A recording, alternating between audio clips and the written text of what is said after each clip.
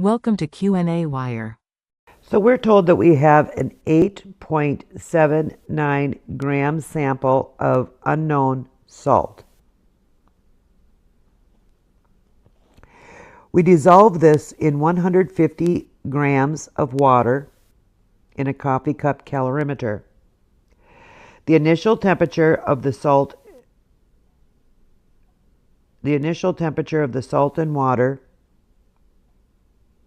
is equal to 23.72 degrees Celsius. Our final temperature is equal to 28.54 degrees Celsius. Here's a calculation. So our delta T will be, I'm putting this one in my calculator, 28.54 minus 23.72 is 4.82 degrees Celsius. What is the total mass inside the calorimeter in grams?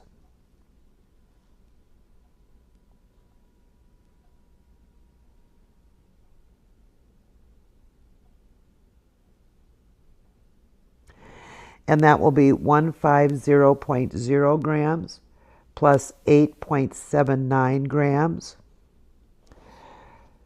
150.00. That does have two sig figs. So it'll be 158.79 grams. There's A. Question B, what is the change in temperature? Oh, I already did that.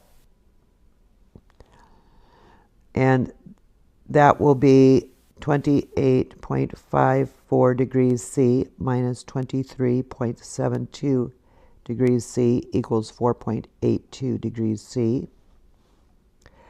C, was the dissolution process endothermic or exothermic? You can see the temperature went up, so it's exothermic. How much heat was gained by the solution? We're solving for Q, which equals M times C times delta T. Heat gained by the solution. Okay, it doesn't say heat gained by the water. It says heat gained by the solution. So I'm going to take 158.79 grams times 4.184 J over G degrees C times 4.82 degrees C. And this is Q of the solution. It doesn't specifically say Q of water. 4.82 degrees C.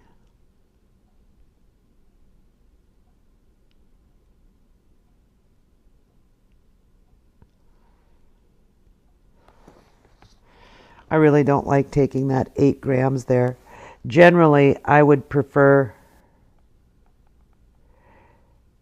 to use 150.00 here. But I'm going to use 158 because it very specifically says solution.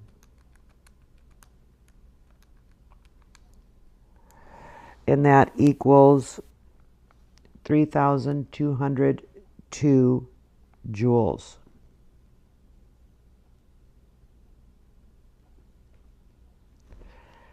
What is the heat for the dissolution reaction of the 8.79 grams of salt?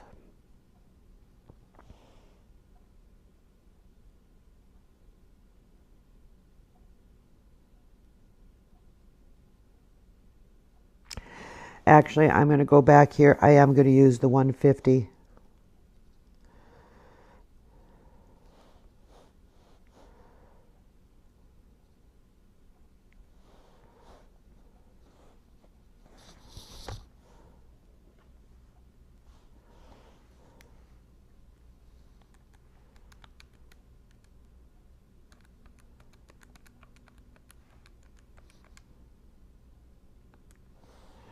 And that'll be 3,025 joules.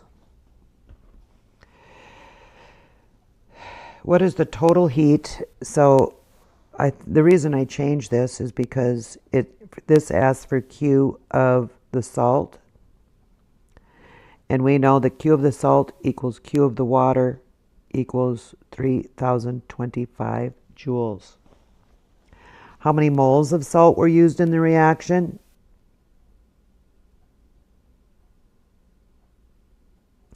And that will equal 8.79 grams times 1 mole per 116.82 grams.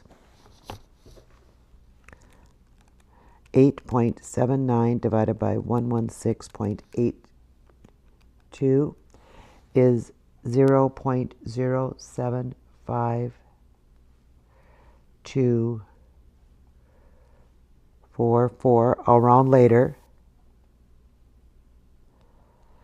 And finally, what is the enthalpy in kilojoules per mole?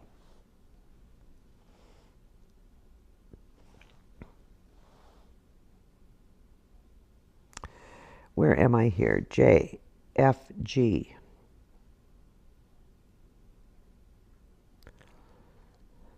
To find kilojoules per mole, we're going to take 3025 joules times 1,000 joules per kilojoule, and then divide that by 0.70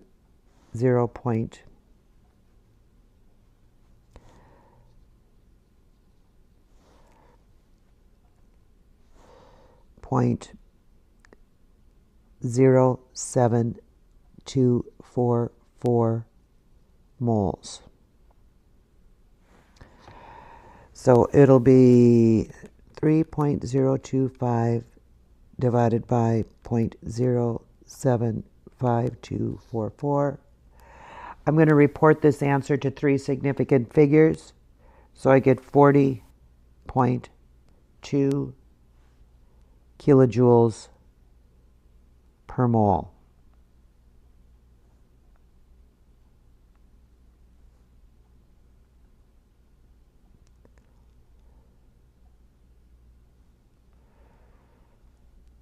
There, I think that's all my answers.